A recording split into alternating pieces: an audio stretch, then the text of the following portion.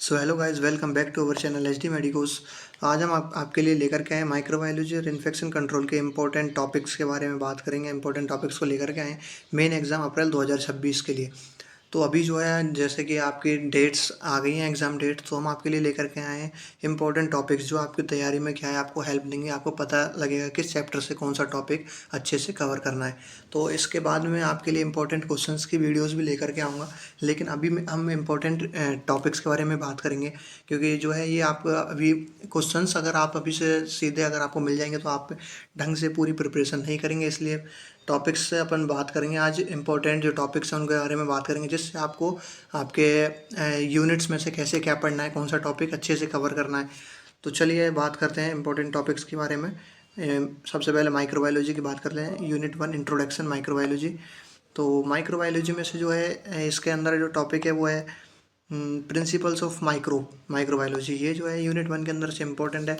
इसके अंदर ये एक रॉबर्ट कोच और लुइस पास्चर, ये जो दो साइंटिस्ट हैं, इन्होंने जो डिस्कवरी करी थी, इन दोनों को भी आप अच्छे से पढ़ लेना, और इसके प्रिंसिपल्स ऑफ माइक्रोबायोलॉजी। तो इसके अंदर से ये इंपॉर्टेंट टॉपिक है। नेक्स्ट जो अपन बात करते हैं इसके सेकंड यूनिट की जनरल कैरेक्टरिस्टिक्स ऑफ माइक्रोब्स। तो जनरल कैरेक्टरिस्टिक्स ऑफ माइक्रोब्स में से कौन सा टॉपिक है? Structure and classification of microbes, colonisation, growth and nutrition of microbes and type of staining. और नेक्स्ट जो इसका इम्पोर्टेंट जो इसमें जो इम्पोर्टेंट कवर करके चलता है वो है कल्चर मीडिया। इसके टाइप्स ऑफ मीडिया के 4 टाइप्स हैं शायद, है ना, उनको अच्छे से आप कवर करना, कल्चर को अच्छे से पढ़ना। और इसके अंदर जो ग्रोथ है, ग्रोथ का एक कर्व होता है, ग्रोथ कर्व। तो आपको ये जो कर्व है ना, इसको अच्छे से पढ़ना है। ग्रोथ कर्व को जो है इम्पोर्टेंट है, ये एग्जाम में आने के चांसेस बहुत ज़्यादा हैं इसके।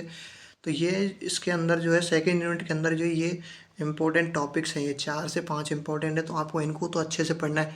कवर तो आपको पूरी यूनिट करनी है, लेकिन जो ये टॉपिक्स जो मैंने बताए हैं आपको, तो इनको अच्छे से पढ़ना है। हाईलाइटेड टॉपिक्स के बारे में अच्छे से आपको देखना है। और नेक्स्ट अपन बात करते हैं नेक्स्ट थर्ड यूनिट की, पैथोजेनिक। ये अपने आप में बहुत बड़ी यूनिट है, पैथोजेनिक ऑर्गेनिज्म। तो इसको जो है स्टूडेंट को बहुत ही डिफ़िकल्ट होता है इसको पढ़ने का। तो इसके अंदर जो है यहाँ पे अच्छे से जो कवर करने वाले टॉपिक्स हैं, इसके अंदर है micro organism, cocci, gram positive and gram negative. ये मोस्ट इंपॉर्टेंट है, ग्राम पॉजिटिव और ग्राम नेगेटिव, इनका डिफरेंस भी आपको अच्छे से पढ़ के जाना है। तो आपको ये जो टॉपिक्स हैं इनको अच्छे से करना है।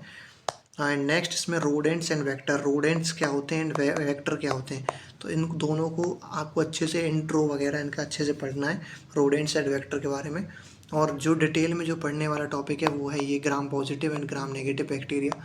तो आपको इस यूनिट के अंदर से इनको अच्छे से कवर करना है। एक इसके अंदर कोविड-19 वायरस है, वायरसेस में। तो आपको कोविड-19 देख लेना, क्योंकि जो है हाल ही में जो केसेस हुए थे, कोविड वगैरह आया था, तो इसके लिए इसको पूछा जा सकता है यूनिवर्सिटी से।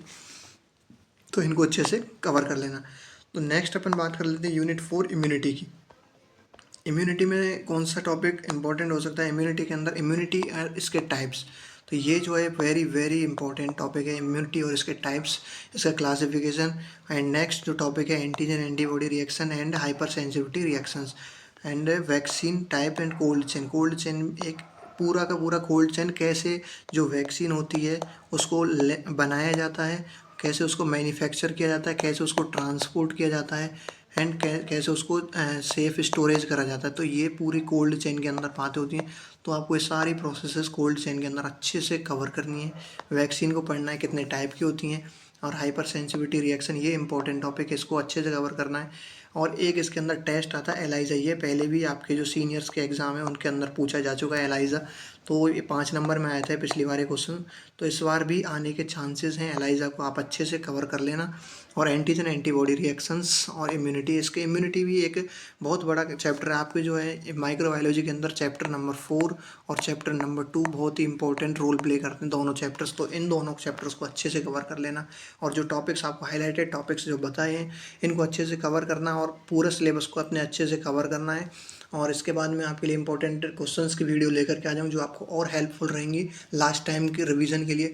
तो आपको जितने टॉपिक्स बताएं इनको अच्छे से पढ़ना है, पूरा सिलेबस कवर करना है। ऐसा ही नहीं है कि यही टॉपिक्स सेम आ जाएंगे, इसकी गारंटी कोई नहीं ले सकता। लेकिन जो है इम्पोर्टेंट कहीं ना कहीं ये जो पॉसिबल टॉपिक्स हैं आपको देखने को मिल सकते हैं, इनके पॉसिबिलिटीज़ ज़्यादा हैं एग्ज़ाम में आने की। तो आप इनको अच्छे से कवर कर लेना है। तो नेक्स्ट अपन बात कर लेते हैं इन्फेक्शन कंट्रोल के बारे में। इन्फेक्शन कंट्रोल भी आपकी माइक्रोबायोलॉजी की तरह 30 8 नंबर की ऐसे आती है, 37 की माइक्रो आती है, तो कुछ ऐसे आते हैं दोनों, तो सेम नंबर की आती है, सेम वेटेज होता है दोनों का, दोनों को अच्छे से पढ़ना है। ऐसा नहीं है कि ये 25 की आती है और वो 50 नंबर की आती है माइक्रो, ऐसा कुछ नहीं है। तो दोनों जो है 37 और 38 ऐसे नंबर के आते हैं, तो सेम वेटेज है दोनों का, तो अच्छे से कवर करना है आपको। तो नेक्स्ट अपन बात कर लेते हैं इन्फेक्शन कंट्रोल में, unit number 1, hospital acquired infection, HAI।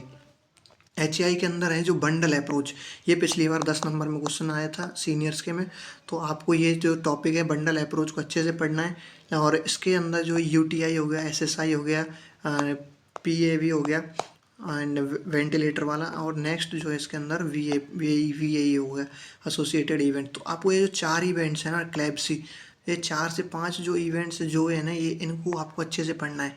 कैसे प्रिवेंशन होगा UTI में, कैसे प्रिवेंट करना है, सर्जिकल साइट इन्फेक्शन को कैसे प्रिवेंट करना है, वेंटिलेटर एसोसिएटेड इवेंट्स को कैसे करना है, और क्लेप्सी को कैसे करना है। तो आपको ये चारों को चार अच्छे से पढ़ने हैं। ये जो चारों जो टॉपिक्स हैं ये वो मोस्ट इंपॉर्टेंट है। इनमें से जो है चारों को पूछ लेता है बड़े क्वेश्चन में, अगर छोटा क्वेश्चन बनता है तो एक को तो पूछ ही लेता है। तो ये चारों के चारों आपको कंप्लीट अच्छे से पढ़ के जाने इस यूनिट के अंदर से। नेक्स्ट अपन बात कर लेते हैं सेकेंड यूनिट की, आइसोलेशन एंड प्रिकॉशंस, PPE। तो ये जो यूनिट है ये भी इंपॉर्टेंट है। इसके अंदर से आपको क्या पढ़ना है, प्रिकॉशंस क्या होते हैं, प्रिकॉशंस को ध्यान में रखना है ज़्यादा। ड्रॉपलेट प्रिकॉशंस जो है इंपॉर्टेंट है, ड्रॉपलेट वाला, क्योंकि जो रेस्पिरेटरी जो डिजीज़ होती है वो कॉमन होती है, तो ड्रॉपलेट वाला प्रिकॉशंस है, उनको अच्छे से पढ़ना है आपको। और इसके अंदर effective use of PPE kit की, पूरी PPE किट के अंदर कुछ 13 से 14 जो है आइटम्स होते हैं इसके अंदर, तो आपको इन 13 से 14 का आपको पता होना चाहिए कौन सा क्या काम करता है। तो PPE किट को अच्छे से पढ़ना है, इसके अच्छे से आपको डायग्राम्स वगैरह बुक से याद करने हैं।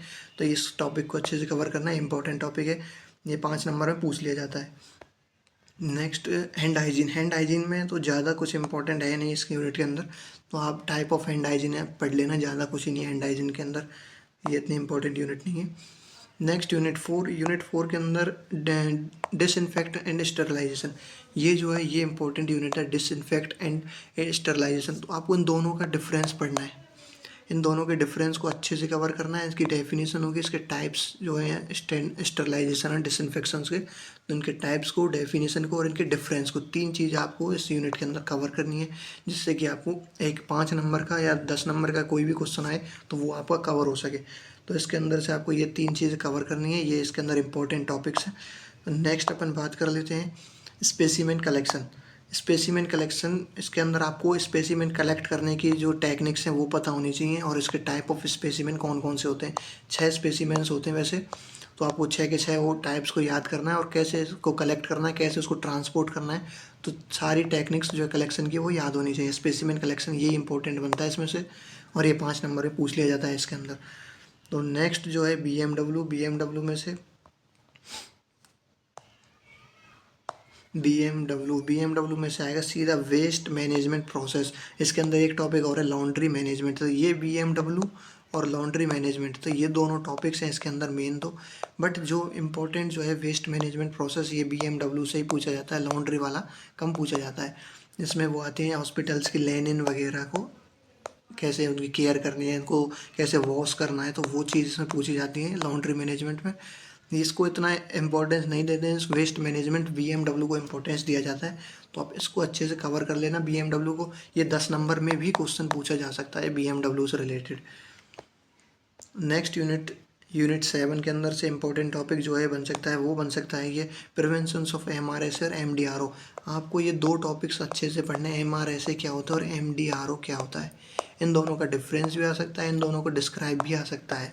तो दोनों इंपॉर्टेंट टॉपिक्स हैं इस एंटीबायोटिक स्टॉर्डशिप, और तो कुछ ही नहीं है इस यूनिट के अंदर। तो ये जो है अच्छे से करना है आपको ये कवर।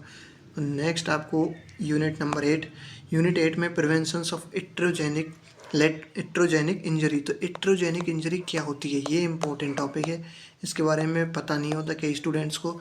ये जो है इंजरी होती है, कोई भी हेल्थ केयर वर्कर से या हॉस्पिटल के अंदर किसी हेल्थ केयर वर्कर को इंजरी हो जाती है, उसको अपन इट्रोजेनिक इंजरी बोलते हैं। तो इसको आपको अच्छे से कवर कर लेना, इंपॉर्टेंट टॉपिक है ये।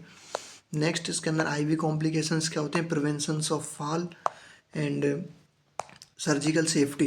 तो ये जो इंपॉर्टेंट टॉपिक्स हैं ये हैं इसके, IV कॉम्प्लिकेशन, फॉल और सेफ्टी, सर्जिकल सेफ्टी। तो ये जो हैं 3 टॉपिक्स हैं, ये तीनों जो है अलग से भी पूछे जा सकते हैं 2 नंबर में या 5 नंबर में। तो ये जो है आईवी कॉम्प्लिकेशन, तो ये तीनों जो है इंपॉर्टेंट टॉपिक्स हैं, आपको इसमें से ये कवर करने हैं। नेक्स्ट अपन बात करते हैं इसके अंदर ही, यूनिट के अंदर एक इंसिडेंट एंड एडवर्स इफेक्ट के अंदर एक टॉपिक है आरसीए, रूट कॉज एनालिसिस। कि कोई भी कॉज हो रहा है उसको कैसे एनालाइज करना है अपन को, ये जो है टॉपिक है, इसको भी आप एक बार अच्छे से पढ़ लेना आरसीए, जिसके इस बार आने के बहुत ज़्यादा चांसेस है। नेक्स्ट अपन बात कर लेते हैं आईपीएसजी यूनिट के। ये इतनी इंपॉर्टेंट यूनिट नहीं है, आप अगर इसको स्किप भी करो तो कोई भी दिक्कत नहीं होगी। तो इसमें कुछ ऐसा खास है नहीं, तो आप इसमें स्किप कर सकते हो। और अगर आप पढ़ना चाहो तो आप एक बार इस यूनिट की रीडिंग लगा लेना, तो जिससे आपको एक सेफ्टी रहेगी कि कुछ क्वेश्चन आए। वैसे तो इसमें इतना इंपॉर्टेंट कोई यूनिट टॉपिक है नहीं। नेक्स्ट अपन बात कर लेते हैं यूनिट नंबर 10 की। यूनिट 10 में से सेफ्टी प्रोटोकॉल्स, इसके अंदर 5S सिस्टम, ये जो है ये इंपॉर्टेंट है। 5S sort, set in order, shine, standardisation and sustain. तो ये जो है इसके अंदर इंपॉर्टेंट है, आपको इसको अच्छे से करना है 5S सिस्टम को।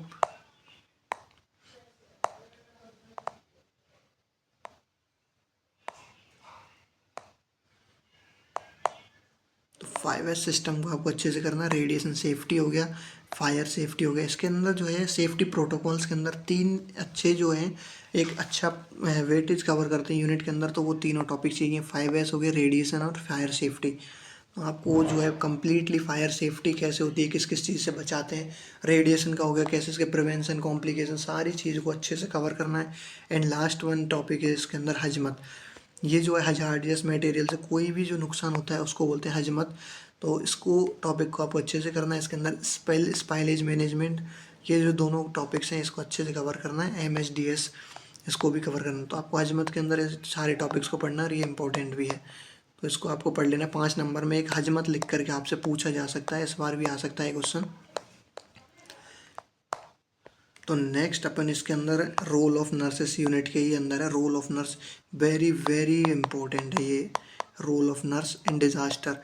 ये जो टॉपिक है इस बार ज़रूर देखने को मिल सकता है। डिज़ास्टर में जो नर्स का क्या रोल रहता है, तो आपको इसके बारे में ज़्यादा कुछ नहीं, वैसे थ्योरी है, पर इसको अच्छे से इसको जो स्पेसिफिक जो नर्स का रोल होता है डिज़ास्टर में, कोई भी डिज़ास्टर हो सकता है इसमें। डिज़ास्टर कोई भी साइक्लोन हो गया, कुछ भी सुनामी हो गया, तो उस डिज़ास्टर उसको बोलते हैं। उस दौरान जो नर्स का क्या क्या रोल रहता है, कैसे पेशेंट को बचाना होता है, उसके अंदर क्या ट्राइएज होते हैं, तो ये सारी चीज़ को आपको अच्छे से कवर करना है। तो ये टॉपिक्स को आपको अच्छे से कर लेना है इसी 9 यूनिट के अंदर से, सॉरी 10 यूनिट के अंदर से। आप नेक्स्ट यूनिट की अपन बात करने जा रहे हैं, यूनिट नंबर 11। तो यूनिट 11 के अंदर है एम्प्लॉय सेफ्टी इंडिकेटर्स। इसके अंदर आपको वैक्सीनेशन को अच्छे से कवर करना है। Needle stick injury, very very important है ये टॉपिक। निडल स्टिक इंजरी, इसको आपको अच्छे से कवर करना है, NSI को। नेक्स्ट इसके अंदर है health care workers immunisation. Health care worker immunisation हो गया। इसके अंदर vaccine programme in health care staff, ये जो है ये भी एक इम्पॉर्टेंट यूनिट है, टॉपिक है इस यूनिट में से। तो आपको हेल्थ केयर वर्कर्स को कैसी कौन कौन सी वैक्सीन लगाते हैं, मेनली जो हेपेटाइटिस की वैक्सीन लगती है और ऐसी 2-3 वैक्सीन लगती हैं, उन सबको अच्छे से कवर करना है आपको इसमें से, कौन सी वैक्सीन कब कैसे क्यों लगानी है। तो ये जो है आपके इन्फेक्शन कंट्रोल और माइक्रोबायोलॉजी के इंपॉर्टेंट क्वेश्चंस हो गए हैं। तो अभी जो है आपके लिए इंपॉर्टेंट टॉपिक्स को लेकर के आया हूँ मैं। तो आगे जो है आपको चैनल को सब्सक्राइब कर लेना है। इसके बाद में आपको AHN के फर्स्ट के जो इंपॉर्टेंट टॉपिक्स हैं उनके बारे में अपन डिस्कस करेंगे नेक्स्ट वीडियो के अंदर। और कुछ दिन बाद ही मैं आपके लिए इंपॉर्टेंट क्वेश्चंस भी लेकर के आऊँगा, लेकिन आपको कवर करना है, पूरा सिलेबस कवर करना है इन टॉपिक्स के थ्रू, इन इंपॉर्टेंट टॉपिक्स के थ्रू आपको यूनिट्स को क्या कवर करते हुए चलना है, जिससे आपका जो है सिलेबस कवर हो जाए और एक जो अच्छे से जो आपको पता रहे कि कौन सा जो इम्पोर्टेंट टॉपिक है वो कौन सा कवर करना है, कैसे पढ़ना है, अच्छे से आपको वो हाईलाइटेड आपको ये जो कवर करते हुए चलना है, जिससे आपकी तैयारी में बूस्ट मिले और अच्छे से तैयारी हो। तो थैंक्स फॉर वाचिंग टुडेज़, आज के लिए इतना ही बहुत है। आप नेक्स्ट वीडियो में मिलते हैं AHN के इंपॉर्टेंट टॉपिक्स के साथ। So thank you, thanks for watching.